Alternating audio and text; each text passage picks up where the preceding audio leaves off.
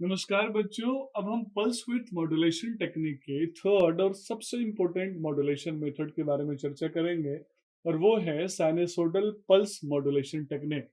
बच्चों, नाम से ही समझ में आ रहा है जो साइनसोइडल पल्स मॉड्यूलेशन टेक्निक होगा, इसके अंदर हम साइन वेव का जनरली डिस्कशन करेंगे।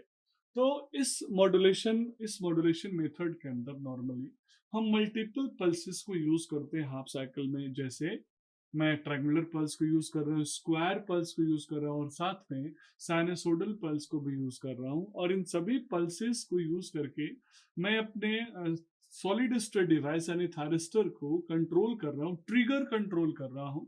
और उसके ऑन ऑफ को कंट्रोल करके मैं अपने आउटपुट में पल्स के विड्थ को मॉड्यूलेट कर पा रहा हूँ। तो इसीलिए बच्चों, ये एक साइनसोइडल पल्स विथ मॉड्यूलेशन है। यानी इस साइनसोइडल पल्स विथ मॉड्यूलेशन में साइनसोइडल फंक्शन के आने से रेफरेंस वेव में हमारा जो पल्स विड्थ का जो मॉड्यूलेशन है वो ऑटोमेटिक शिफ्ट होता है, चेंज होता है। और कहीं ना कहीं उससे ओवरऑल जो कैरेक्टरिस्टिकल आउटपुट मिलती है, कहीं ना कहीं उसका जो आउट कैरियर वेव का जो आउटपुट परफॉर्मेंस है वो बढ़ जाता है। तो यहाँ आप समझ सकते हैं कि इसके अंदर हमने जो कंपैरेटिव सर्किट लिया है, कंपैरेटर सर्किट के अंदर हम मल्टीपल सिग्नल्स को यूज कर रहे हैं। जैसे हम रेफरेंस वेव में ट्रायंगुलर वेव को यूज कर रहे हैं, स्क्वायर वेव को साथ में यूज कर रहे हैं और साथ में हम साइनसोइडल वेव को भी यूज कर रहे हैं। अब यहाँ आप डायग्राम में देखिए ध्यान से कि इस डायग्राम में हमने तीन प्रकार के वेव फॉर्म्स मिक्स किए हैं एक दूसरे के मल्टीपल पल्स की तरह पे। कौन कौन से? सबसे पहला है बच्चों रेफरेंस वेव। रेफरेंस वेव यहाँ पे कौन सा है बच्चों? रेफरेंस वेव यहाँ पे ट्रायंगुलर नहीं है, क्योंकि हमने मल्टीपल पल्स मॉड्यूलेशन में रेफरेंस वेव को ट्रायंगुलर लिया था। लेकिन यहाँ रेफरेंस वेव मेरा कैरियर जो रेफरेंस वेव है वो साइनसोइडल है। यहाँ जो कैरियर वेव है वो ट्रायंगुलर है और साथ में हमने स्क्वायर वेव को भी यहाँ पे कंसिडर किया है। तो मेरे पास तीन वेव हो गए। कौन कौन से? स्क्वायर वेव हो गया जिस जो हमारी वैल्यूज को लिमिट कर रहे हैं, साथ में कैरियर वेव हो गया जिसकी फ्रीक्वेंसी हमने एफ से ले लिया, ये मेरा ट्रायंगुलर वेव है। और तीसरा जो रेफरेंस वेव हो गया जिसकी फ्रीक्वेंसी एफ है, ये मेरा स्टैंडर्ड साइनसोइडल फ्रीक्वेंसी है।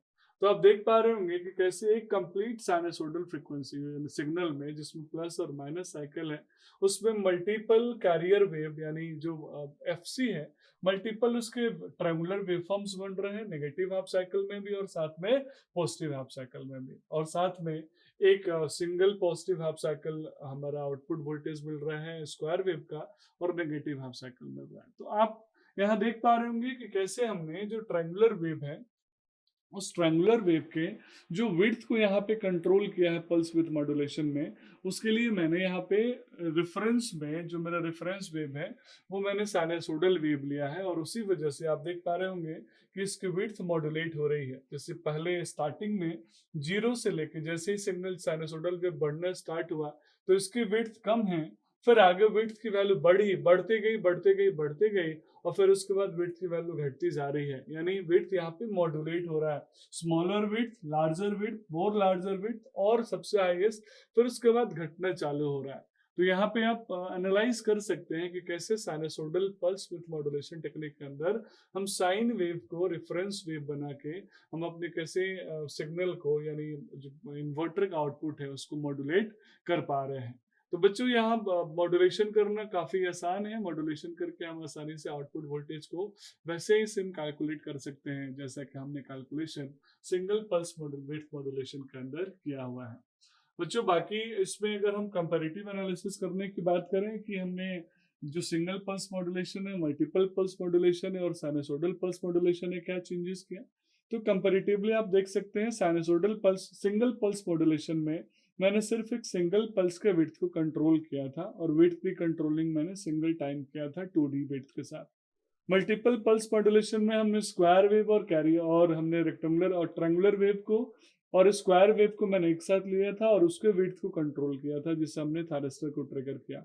साइनसोइडल पल्स विथ मॉड्यूलेशन में हम साइन वेव को यहाँ पे एज अ रेफरेंस वेव मानते हैं और कैरियर वेव को कंट्रोल करते हैं जिससे मेरा थायरिस्टर ऑन ऑफ होता है, एससीआर ऑन ऑफ होता है और उसका आउटपुट वोल्टेज कंट्रोल होता है। तो ये मोर इफेक्टिव मेथड है, ज्यादा एक्यूरेट है, विड्थ कंट्रोल करना काफी आसान है as compare to other methods. तो आई होप ये मेथड क्यों इंपॉर्टेंट है आप अच्छे से समझ पाए होंगे। That's all about this video. Thank you so much.